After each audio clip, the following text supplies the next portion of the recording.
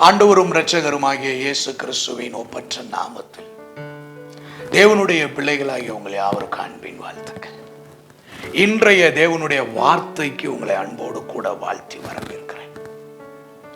இன்றைக்கு நாம் தியானிக்கும்படி தெரிந்து கொள்ளப்பட்ட வேத பகுதி ஆதியாகமத்தின் புத்தகம் 14வது அதிகாரம் 18வது வசனம் 19வது வசனம்.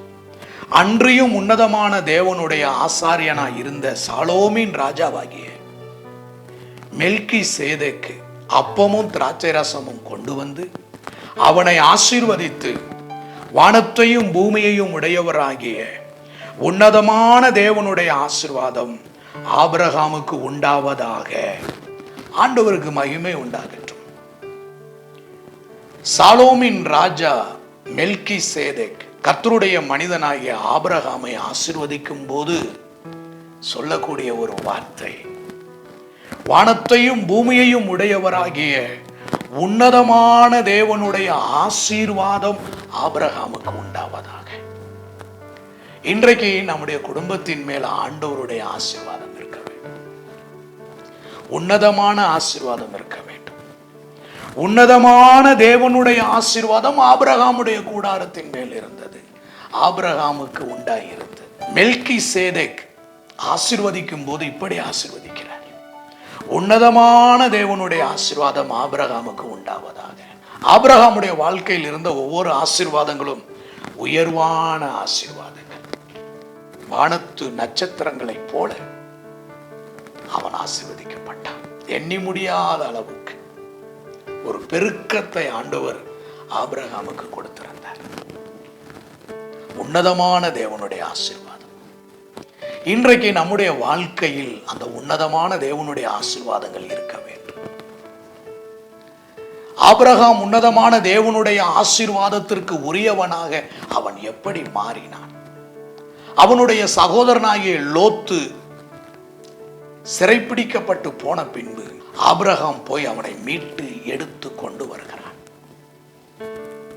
ஆபிரகாமுக்கும் லோத்துவுக்கும் நல்ல உறவு இல்லை. மேய்ப்பர்களுக்குள்ளே வாக்குவாதங்கள் உண்டாயினது. ஆபிரகாம் சொன்னார், நீ கிழக்கே போனா நான் மேற்க போறேன், நீ வடக்க போனா நான் தெற்க போறேன், உனக்கு வேண்டியதை நீ எடுத்துக்கொள்ளும் என்று சொல்லி ஆபிரகாமை விட்டு லோத்து பிரிந்து போனவன். ஆபிரகாமுடைய உதவி வேண்டாம் என்று சொல்லி பிரிந்து போனவன். ஆபிரகாமுடைய எந்த ஒரு ஆவிக்குரிய அனுபவமும் தனக்கு தேவையில்லை என்று சொல்லி பிரிந்து போன ஒருவன்.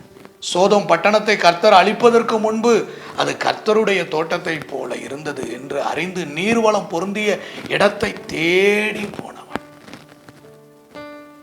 தன்னிடத்திலே வாக்குவாதம் செய்து தன்னை விட்டு பிரிந்து போன லோத்து சிறைப்பட்டு போன செய்தியை அறிந்த ஆபிரகாம் அவன் பகைக்கும் விரோதத்துக்கும் இடம் கொடுக்காமல் தன் சகோதரனை மீட்டு எடுக்க வேண்டும் என்கின்ற எண்ணம் ஆபிரகாமுக்கு இருந்தது. தன்னை சார்ந்தவன், தன் குடும்பத்தை சார்ந்தவன். இன்றைக்கு ஒருவேளை ஒரு பிரச்சனை நிமித்தம், ஒரு வாக்குவாதத்தின் நிமித்தம் அவன் என்னை விட்டு பிரிந்து போனாலும் இப்பொழுது அவன் சிறைப்பிடிக்கப்பட்டிருக்கிறான். இன்றைக்கு உங்களுடைய வாழ்க்கையிலே உங்கள் குடும்பத்தை சார்ந்தவர்கள், உங்களோடு நன்கு பழகினவர்கள், உங்களோடு உண்டு உறங்கினவர்கள், உங்களுடைய உறவில இருந்தவர்கள் ஒரு காலங்களுக்கு பின்பு உங்களை விட்டு பிரிந்து அவர்கள் போய் இன்றைக்கு சிறைப்பிடிக்கப்பட்ட நிலையில இருப்பார்களானால் அவர்களுக்காக தேவனிடத்தில் மன்றாடுங்கள். அவர்களுக்காக தேவனுடைய சமூகத்தில் ஜெபியுங்கள். ஆண்டவர் அவர்களை விடுதலையாக்க வேண்டும் என்று ஜெபியுங்கள். அவர்களுடைய விடுதலைக்காக உத்தரவாதம் எடுங்கள். அவர்களுடைய விடுதலைக்காக உங்களால் முடிந்த பிரயாசப்படுங்கள். ஆபிரகாம் லோத்துவினுடைய விடுதலைக்காக பிரயாசப்பட்டான். தன்னிடத்திலே வாக்குவாதம் செய்து தன்னுடைய பராமரிப்பை விட்டு பிரிந்து போன ஒருவனுடைய விடுதலைக்காக தன்னுடைய வீட்டிலே இருந்த 318 பேரை அழைத்து கொண்டு சென்று யுத்தம் செய்து அவனை விடுதலையாக்கினான். இடுக்கணில் உதவவே சகோதரன் பிறந்திருக்கிறான் என்று ஆண்டவருடைய வார்த்தை சொல்லுகிறது. அப்படி இடுக்கணில் சிக்கியிருந்த லோத்துவை விடுதலையாக்கி ஆபிரகாம் கொண்டு வந்த போதுதான் மெல்கி சேதைக்கு ஆசீர்வதிக்கிறார். உன்னதமான தேவனுடைய ஆசீர்வாதம் உன்மேல் இருப்பதாக. யோசேப்புடைய வாழ்க்கையில் கூட பாருங்கள்,